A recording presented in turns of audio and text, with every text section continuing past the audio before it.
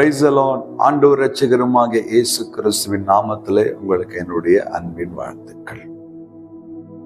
ஒவ்வொரு நாளும் ஆண்டவர் உங்களோடு கூட பேசுறாரு இல்லையா? அவருடைய வார்த்தை உங்ககிட்ட பேசுது இல்லையா? உங்களுக்கு அது பிரயோஜனமா இருக்குது இல்லையா? ஆண்டவருக்கு நன்றி சொல்லுங்க. இந்த ஊழியத்தை நீங்க அநேகருக்கு அறிமுகப்படுத்துங்க. தேவ பிள்ளைகளே, உங்களுக்கு தெரிந்த நண்பர்கள், உறவுகளுக்கு இந்த யூடியூப் சேனல் லிங்க் அனுப்பி அவங்க அந்த வார்த்தையை கேட்க சொல்லுங்க, சப்ஸ்கிரைப் செய்ய சொல்லுங்க.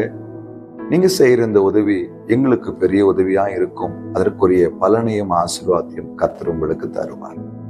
இன்றைக்கு ஒரு வார்த்தை 60ஆம் சங்கீதம் 12ஆம் வசனத்தை நாம் வாசிக்க கேட்போம். தேவனாலே பராக்கிரமம் செய்வோம், அவரே எங்கள் சத்துருக்களை மிதித்து போடுவார். அவரே எங்கள் சத்துருக்களை மிதித்து போடுவார்.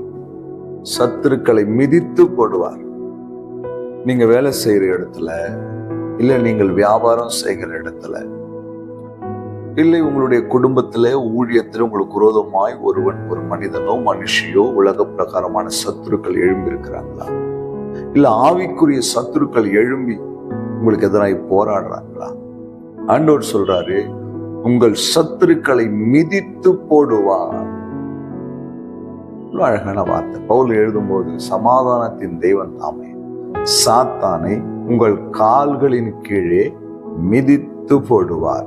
நமக்கும் மிதிக்கிற அதிகாரத்தை கொடுத்திருக்கிறார். 10:19 சர்ப்பங்களை மிதிக்கவும், தேள்களை மிதிக்கவும், சத்ருவின் வல்லமைகளை மேற்கொள்ளவும் அதிகாரம் கொடுத்திருக்கிறார். ஆனால் இங்க உங்கள் சத்துருக்களை கால்களின் கீழே மிதிக்க போகிறார். உங்களுக்கு எதிராக எழும்பி நிற்கிற கோலியாத்துகள் மடங்கடிக்க போகிறார். சன்பல்லா தொபியாக்கள் நிர்மூலமாக்கப்படுகிறார். ஆகான்களும் ஏசபேல்களும் இருந்த இடம் தெரியாமல் நிர்மூலமாகும்படி கர்த்தர் உங்கள் சத்துருக்களை கால்களின் கீழே மிதித்து போடுவார். உங்கள் ஊழியத்துக்கு விரோதமாய் சத்துரு எழும்பி இருக்கிறானா? குடும்பத்துக்கு விரோதமாய் சத்துரு எழும்பி இருக்கிறானா? பலவீனங்களை கொண்டு வரானா? குடும்ப சமாதானத்தை கெடுக்கிறானா? ஊழியத்துடைய வளர்ச்சியை தடுக்கிறானா? விசுவாசிகளுக்குள்ள இருக்கிற ஒருமனப்பாட்டை குலைக்க போராடுறானா? என்ன செய்தாலும் இன்றைக்கு விசுவாசிங்க, எனக்கு எதிராக எழும்பி நிற்கிற சத்துரு யாராயிருந்தாலும், எவ்வளவு பெரியவனாய் இருந்தாலும், என் ஆண்டவர் கால்களின் கீழே அவனை மிதித்து போடுவார். அவனால எழும்ப முடியாதுங்க. அவர் மிதிச்சா திரும்ப அவனால எழும்பவே முடியாது. அப்படின்னா என்ன அர்த்தம்னா, சத்துரு எழும்ப முடியாதபடி செய்து விடுவார். ஜெயம் வரும் உங்களுக்கு. விசுவாசிக்கிறீங்களா? விசுவாசிக்கிறீங்களா? ஒரு உண்மையாய் வேலை செய்த ஒரு அலுவலகத்திலே உண்மையாய் கர்த்தருக்கு பயந்து வேலை செய்த ஒரு சகோதரன் இருந்தார். அந்த இடத்துல அவருக்கு விரோதமாய் ஒரு மனிதன் எழும்பி காரணமே இல்லாமல் அவரை குற்றப்படுத்தி கொண்டே இருப்பார்.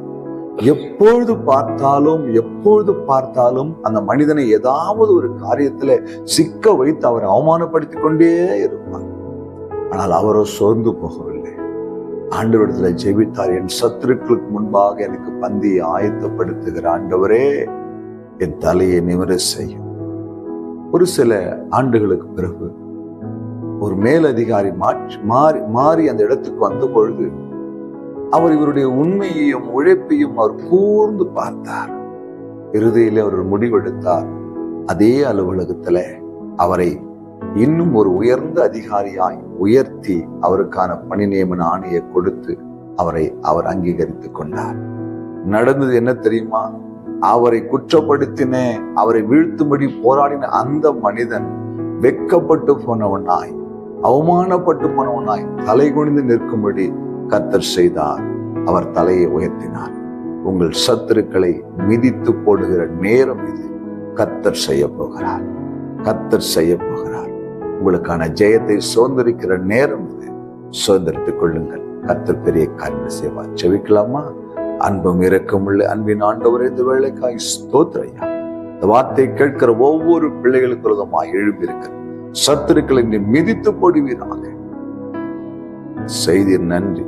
இயேசு கிறிஸ்துவின் நாமத்தில் பிதாவே, ஆமென். ஹல்லேலூயா. God bless.